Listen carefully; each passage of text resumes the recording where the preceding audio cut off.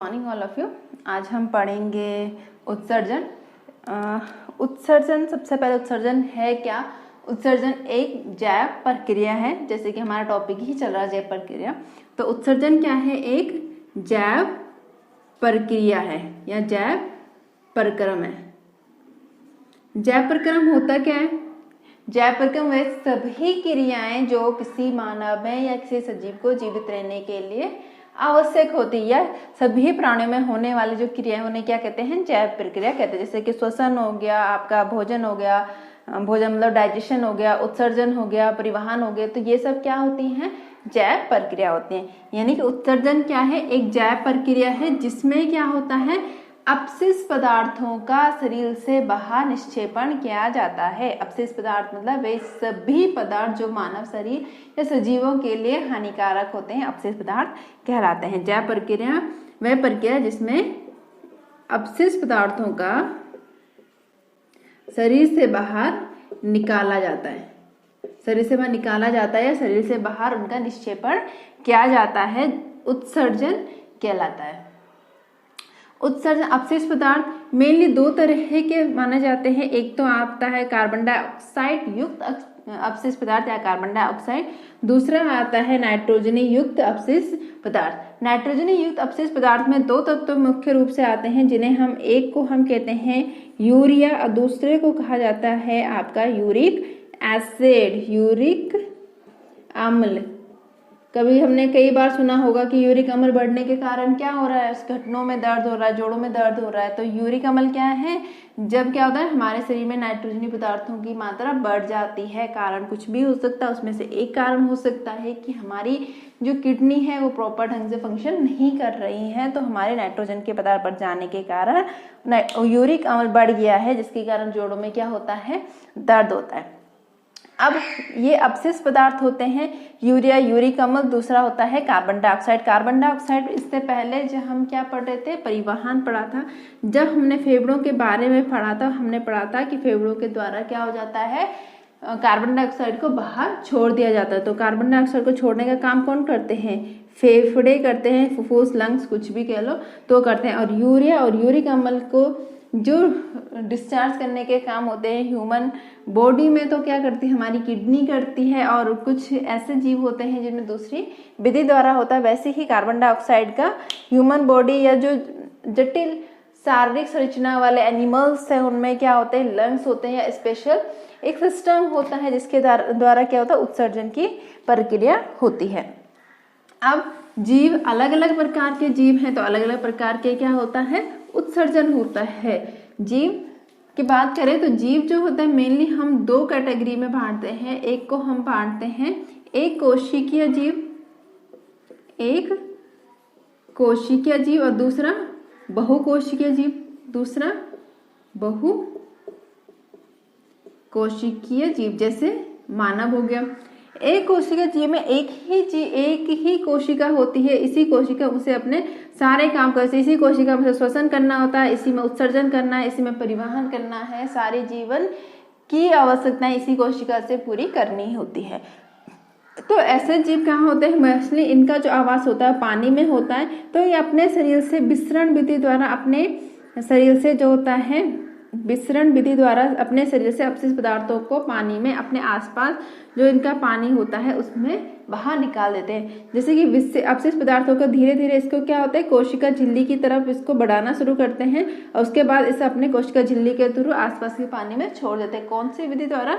विसरण विधि द्वारा करते हैं। लेकिन बहुकोशिकीय जीवों में ऐसा होना पॉसिबल नहीं। बहुकोशिकीय बहुत बड़ा संरचना है और उसे सभी जल के कांटेक्ट में भी नहीं होते हैं, और जल के कांटेक्ट में ना भी हो अगर उसे वायुमंडल में भी छोड़ सकते हो, लेकिन वहां तक अगर उसे विसरण विधि द्वारा पहुंचना होता बहुत समय लग जाएगा। इसलिए जितने भी बहुकोशिकीय जीव होते हैं उनमें एक विशिष्ट तंत्र पाया जाता है, जिसे हम क्या करते हैं? जिस तंत्र को क्या कहते हैं? हम उत्सर्जन तंत्र कहते हैं। अलग अलग जीवों में अलग अलग प्रकार के उत्सर्जन तंत्र हैं।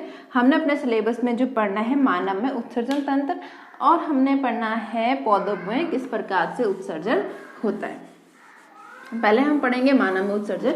यहाँ पे आप देखिए मानव में एक मैंने उत्सर्जन तंत्र का सिंपली डायग्राम बनाया हुआ है जिसमें होता क्या, उत्सर्जन में हमें नाइट्रोजनी पदार्थों का उत्सर्जन पढ़ना है। तो जैसे ही हमारा शरीर से ब्लड क्या होता है, सबसे पहले किडनी में आता है। किडनी में ब्लड का फिल्ट्रेशन होता है। ब्लड में जो नाइट्रोजनी पदार्थ होते हैं, जो अपशिष्ट पदार्थ होते हैं, किडनी में छन जाते हैं। छनने के बाद जो होते हैं मूत्र नलिका द्वारा मूत्राशय में पहुंच जाते हैं। मूत्राशय द्वारा मूत्र मार्ग से बाहर छोड़ दिया जाता है उन अपशिष्ट पदार्थों को। और जितना ब्लड जो छना हुआ, जो प्योर ब्लड होता है, उसे वापस क्या कर दिया जाता है, बॉडी में भेज दिया जाता है। केवल अपशिष्ट पदार्थों को ही शरीर से बाहर निकाला जाता है। हमारे शरीर में क्या होते हैं, एक जोड़ी किडनी होती है। आप देख रहे हैं 2 किडनी मैंने बना रहा है, एक जोड़ी किडनी होती है, एक जोड़ी मूत्र वाहिनी होती है, एक मूत्राशय होता है और एक मूत्र मार्ग होता है। होता कैसे है उत्सर्जन, सबसे पहले वो देख लिए। सबसे पहले जो होते हैं ब्लड जो होता है, सबसे पहले जो ब्लड होता है वो हमारी वक्रक यानी कि किडनी तक आता है। किडनी तक आता है। जब ब्लड हमारी किडनी में आता है तो किडनी में क्या होता है, इसका निस्यंदन होता है। निस्यंदन यानी फिल्ट्रेशन होता है। और जो अपशिष्ट पदार्थ होते हैं वो किडनी में जो अपशिष्ट पदार्थ होते हैं, जो अपशिष्ट पदार्थ होते हैं वो किडनी द्वारा आगे भेज दिए जाते हैं। और जो शुद्ध पदार्थ होता है वो अपन शरीर में भेज दिया जाता है। जो शुद्ध ब्लड होता है वापस शरीर में भेज दिया जाता है। किडनी के बारे में, किडनी होती कहाँ है, ये जो हमारी रीढ़ की हड्डी होती है उसके दोनों तरफ, जैसे रीढ़ की हड्डी है उधर के नीचे, तो इसके दोनों तरफ हमारी क्या होती है, किडनी होती है। तो कहाँ होती है,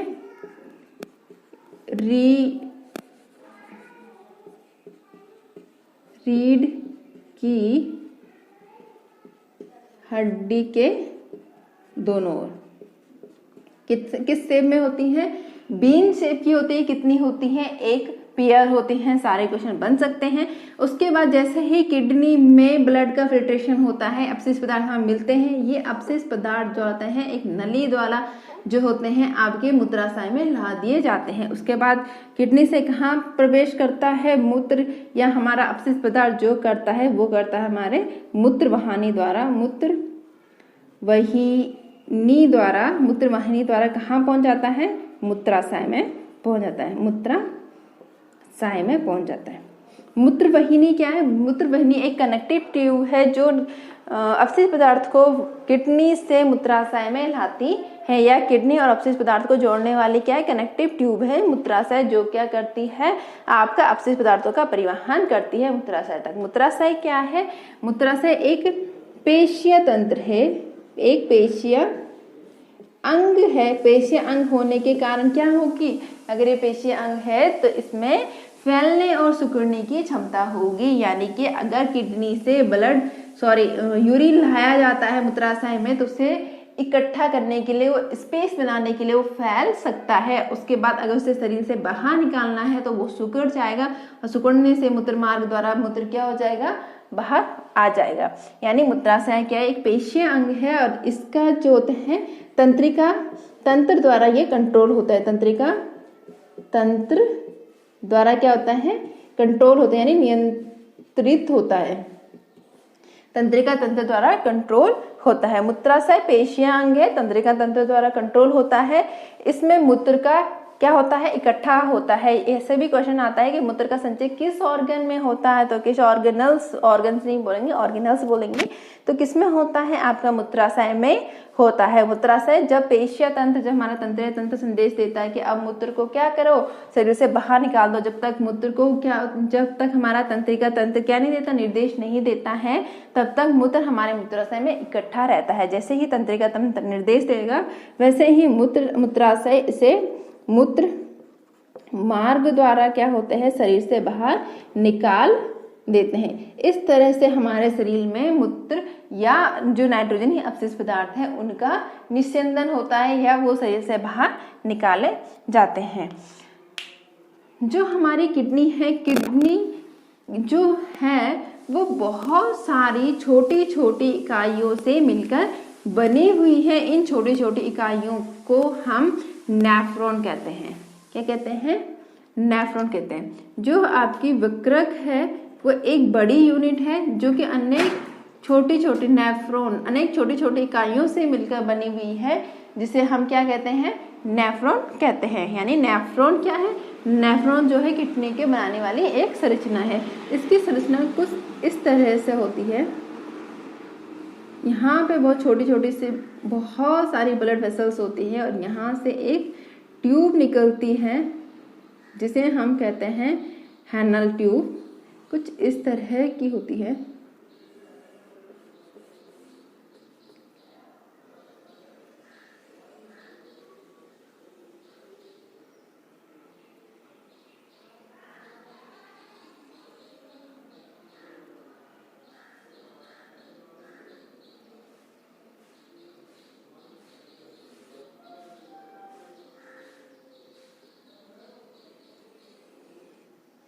इस तरह से हमारी नेफ्रॉन की संरचना होती है। इसमें जो ये बहुत सारी बारी बारी क्या होती है, ब्लड वेसल्स का जाल होता है, इसे हम कहते हैं ग्लोमेरुलस, ग्लोमेरुलस। और ये जो होता है इसे हम कहते हैं बामन कैप्सूल या संपुट, संपुट।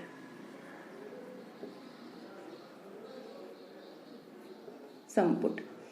और ये जो ट्यूब होती है इसको हम कहते हैं loop of Henle, loop of Henle, हैनल। और ये जो होती ये होती हमारी संग्राहक नलिका। अब समझे नेफ्रॉन क्या है। नेफ्रॉन किडनी की संरचनात्मक एवं क्रियात्मक इकाई है। बहुत इंपॉर्टेंट क्वेश्चन है कि किडनी की संरचनात्मक एवं क्रियात्मक इकाई कौन सी है, नेफ्रॉन है। संरचनात्मक क्यों, क्योंकि बहुत सारे नेफ्रॉन आपस में मिलकर किडनी की संरचना बनाते हैं। जैसे कोशिका को शरीर की संरचनात्मक इकाई कहा जाता है, क्यों, क्योंकि बहुत सारे कोशिका शरीर का निर्माण करते हैं। इसी तरह से बहुत सारे नेफ्रॉन मिलकर किडनी के निर्माण करते हैं। फंक्शनल यूनिट कहा जाता है क्योंकि जो फंक्शन किडनी का हम पढ़ रहे हैं प्रत्येक नेफ्रॉन वो फंक्शन करते हैं, तब जाके किडनी के पास से पावर आती है कि वो फिल्ट्रेशन करती है यूरिन को बना पाती है। इसलिए किडनी का फंक्शनल एंड स्ट्रक्चरल यूनिट कौन सी होगी, आपकी नेफ्रॉन होती है। होता क्या है, यहाँ से एक शरीर से हमारी ब्लड वेसल्स आती है और ये ब्लड वेसल अपने साथ क्या लाती है, ब्लड लाती है। और जैसे ही इस ग्लोमेरुल्स में पहुंचती है, यहाँ से बहुत बारीक बारीक ब्लड वेसल्स होती हैं और यहाँ पे क्या करती है, नाइट्रोजनी अपशिष्ट पदार्थ को छान कर क्या करते हैं, इस संपुट में ला देती हैं और जो शुद्ध ब्लड होती है इस वेसल्स के द्वारा वापस शरीर में ले जाया जाता है। अब नाइट्रोजनी पदार्थ ग्लोमेरुलेशन के आपकी इस ट्यूब में आ जाता है जिसे हम कहते हैं ट्यूब ऑफ हैनल कहा जाता है, लूप ऑफ हैनल कहा जाता है। इस लूप ऑफ हैनल के बाद ये संग्रह नलिका में इकट्ठा होकर आपके मूत्राशय में भेज दिया जाता है। मूत्राशय द्वारा मूत्रमार्ग द्वारा शरीर से बाहर हो जाता है। इस तरह से आपका नेफ्रॉन काम करता है। होता क्या है, जब स्टार्टिंग में ब्लड का फिल्ट्रेशन होता है तो केवल उसमें शुद्ध नाइट्रोजनी पदार्थ नहीं होते हैं बल्कि उसमें कुछ अन्य पदार्थ भी होते हैं। जब शुरुआत में क्या होता है, ब्लड का फिल्ट्रेशन होता है तो उसमें नाइट्रोजनी पदार्थ के अलावा आपके ग्लूकोज जो ज़्यादा मात्रा में मिलते हैं वो मिलते हैं आपके अमीनो अम्ल और आपका जल की मात्रा और क्या होता है, नाइट्रोजनी पदार्थ होते हैं। जबकि ब्लड में जब यूरिन पास होता है उसमें ग्लूकोज और अमीनो अम्ल जैसी कोई मात्रा नहीं पाई जाती। अगर ये मात्रा हमारे यूरिन में पाई जाती है तो मतलब हमारी बॉडी में कुछ ना कुछ गड़बड़ी चल रही है। चलो, जैसे ही स्टार्टिंग में ब्लड का फिल्ट्रेशन होता है तो इसमें ग्लूकोज, अमीनो अम्ल, जल की बहुत सारी मात्रा और नाइट्रोजनी पदार्थ होता है। हमारा यूरिन जैसे पास होता है तो यहाँ से जैसे ही इस लूप ऑफ हैनल में जाता है तो ये लूप हैनल अलग अलग जगह पे कहीं पे क्या होता है, ग्लूकोज का अवशोषण करती है, C6H12O6 कहीं पे ग्लूकोज का, कहीं पे क्या होता है वाटर का अवशोषण करते हैं, कहीं पे क्या करते हैं अमीनो अम्ल का अवशोषण करती है। तो ग्लूकोज, वाटर और अमीनो अम्ल का अवशोषण कहाँ होता है, हमारी लूप ऑफ हैनल करते हो। लास्ट में जब तक संग्रह नलिका में जाती है तो उसमें नाइट्रोजनी पदार्थ होते हैं और केवल उतनी ही मात्रा वाटर की होती है जितनी उन नाइट्रोजनी पदार्थ को शरीर से बाहर निकालने के लिए आवश्यक होती है। अगर इस तरह से समझो कि जब हमारी किडनी एक दिन में जो फिल्टर करती है टोटल, तो पर डे जो होते हैं वह 180 लीटर पर डे हमारी किडनी क्या करती हैं, फिल्टर करती है। लेकिन जितना यूरिन हम एक दिन में पास करते हैं उसकी मात्रा 1 से 2 लीटर पर डे है। आप देख रहे हो कम से कम 99.9% जो किडनी द्वारा फिल्टर किया गया पदार्थ है उसे जो हमारी लूप ऑफ हैनल क्या कर दे रही है, अवशोषित कर दे रही है। यहाँ से इम्पोर्टेंट क्वेश्चन है कि किडनी की इकाई कौन सी है। जब स्टार्टिंग में किडनी फिल्टर करती है तो नाइट्रोजनी पदार्थ के अलावा कौन कौन से पदार्थ पाए जाते हैं, और तीसरा ये है कि पर डे कितना मूत्र का निष्कासन किया जाता है, और हमारी किडनी कितना क्या करती है, आपका ब्लड का फिल्ट्रेशन करते हैं। प्रत्येक पॉइंट इंपॉर्टेंट है। एक बहुत इंपॉर्टेंट पॉइंट ये है कि जो ग्लूकोज अमीनो अम्ल है इसका अवशोषण पुनः अवशोषण कहाँ, अवशोषण नहीं पुनः अवशोषण कहाँ होता है। एक बार तो अवशोषण यहाँ पे किडनी पे हो जाता है, लेकिन फिर भी कुछ मात्रा में, बहुत मात्रा में ये पदार्थ आगे ट्रांसफर हो जाता है, तो इनका पुनः अवशोषण जो होता है आपकी लूप ऑफ हैनल में होता है। तो इस तरह से हमारी जो किडनी है फंक्शन करती है।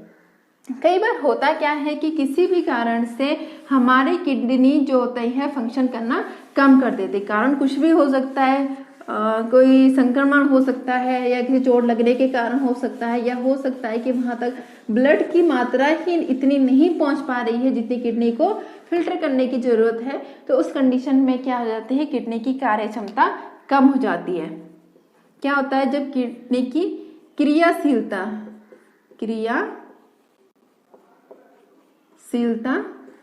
कम हो जाती है तब क्या होता है, कारण कुछ भी हो सकता है, संक्रमण हो सकता है, आपका चोट लगना हो सकता है, ब्लड की पूर्ति ना होना, कुछ भी हो सकता है। जब इसकी क्रियाशीलता कम हो जाती है तो इसके कारण क्या होता है, इसके कारण जो होता है शरीर में अपशिष्ट पदार्थों की मात्रा बढ़ जाएगी। अपशिष्ट पदार्थों की मात्रा क्या हो जाएगी, बढ़ जाए। अरे भाई, किडनी का काम ही क्या है, अपशिष्ट पदार्थों का छानना। अगर वो ढंग से फंक्शन नहीं करेगी तो उनकी मात्रा बढ़ जाएगी, और इनकी मात्रा अगर बहुत ज्यादा बढ़ गई तो किसी भी जीव की मृत्यु तक हो सकती है, इतना घातक हो सकता है। तो इसलिए जरूरी है कि अगर किडनी की क्रियाशीलता कम होगी तो इसकी क्रियाशीलता को क्या करें, बढ़ाया जाए। और इसकी क्रियाशीलता को बढ़ाने के लिए हम क्या करते हैं, कृत्रिम किडनी का सहायता लेते हैं। कृत्रिम किडनी का प्रयोग करते हैं। इस कृत्रिम किडनी द्वारा क्या होता है, नाइट्रोजनी पदार्थों को निकाल दिया जाता है शरीर से, और इस जो प्रक्रिया होती है इस प्रोसेस को कहा जाता है haemodialysis.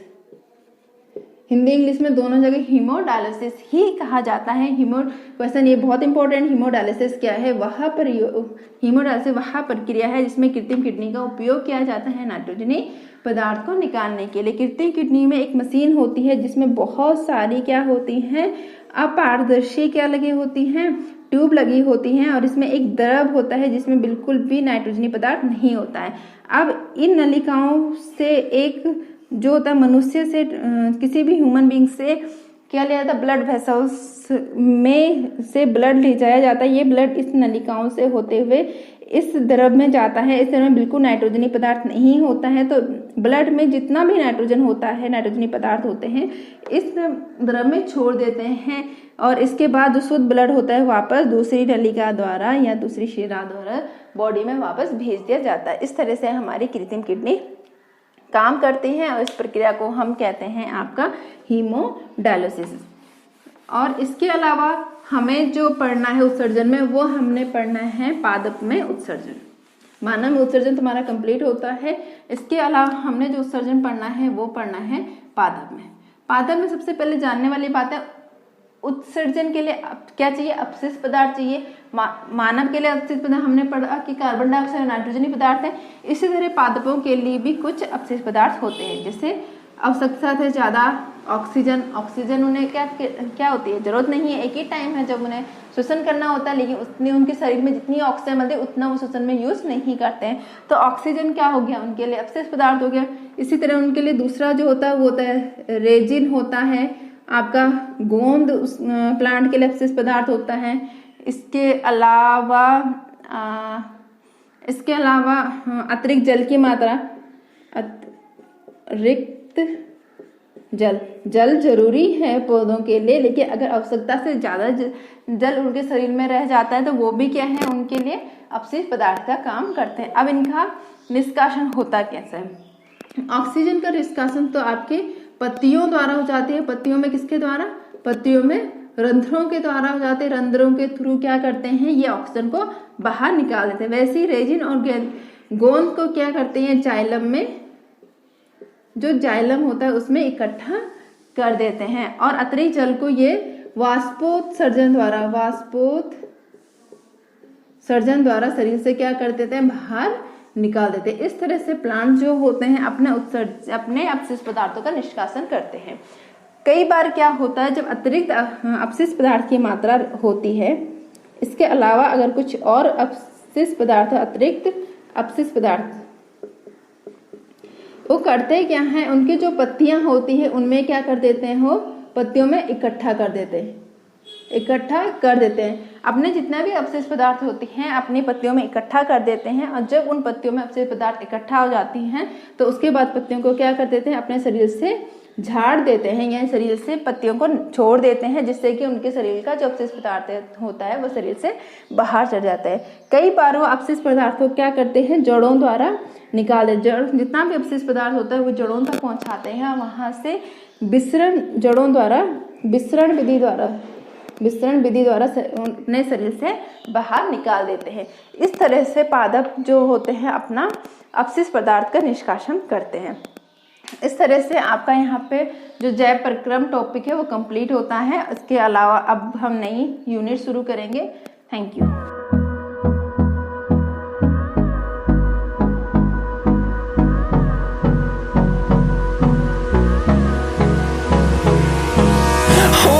Close till I get up. Time is barely on our side. I don't wanna waste what's left.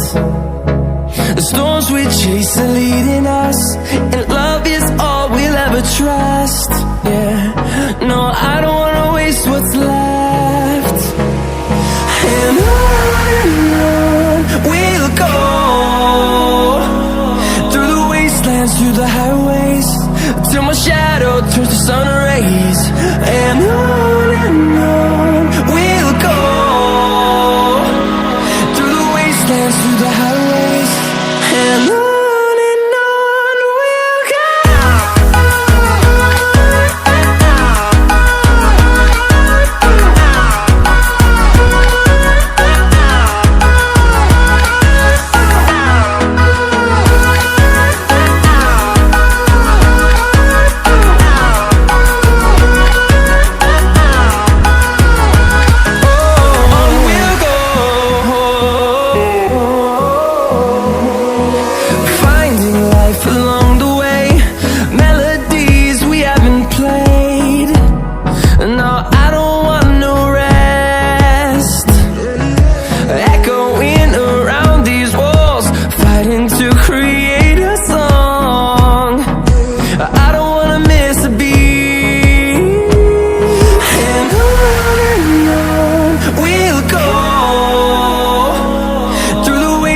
Through the highways, till my shadow turns to sun rays.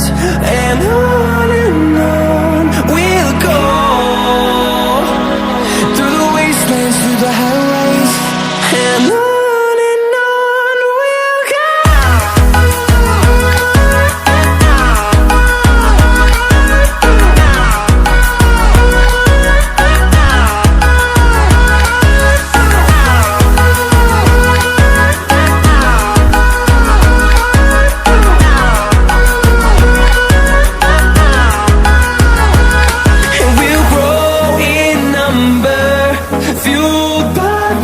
See the horizon, turn us to thousands, and we'll grow in number, fuel